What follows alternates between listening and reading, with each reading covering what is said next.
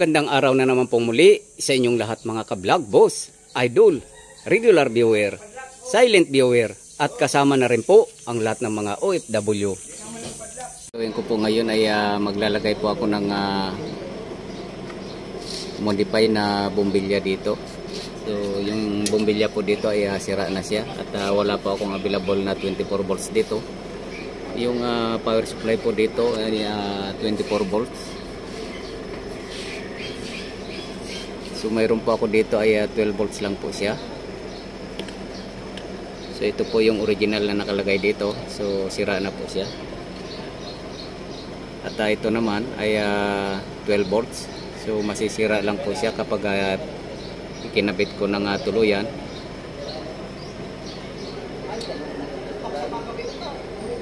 At ito po yung ilalagay ko. So mayroon siyang sakit. At magkaiba po sila ng sakit. Gagawan ko na lang po ng paraan kung paano ko mahipalusot dito.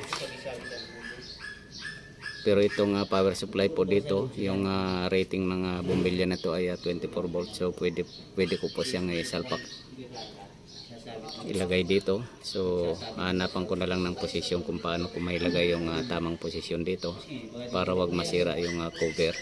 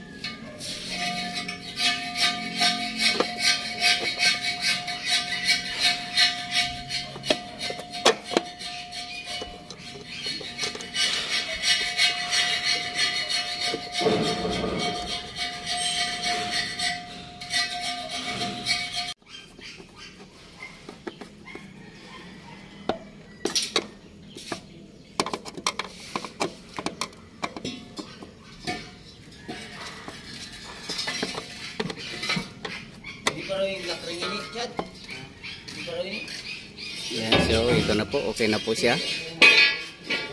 Tapos na po yung modify. So hanggang dito na lang po muna ang video kong ito. Please like, subscribe na lang po, and hit notification bell para sa susunod na mga video. God bless all po.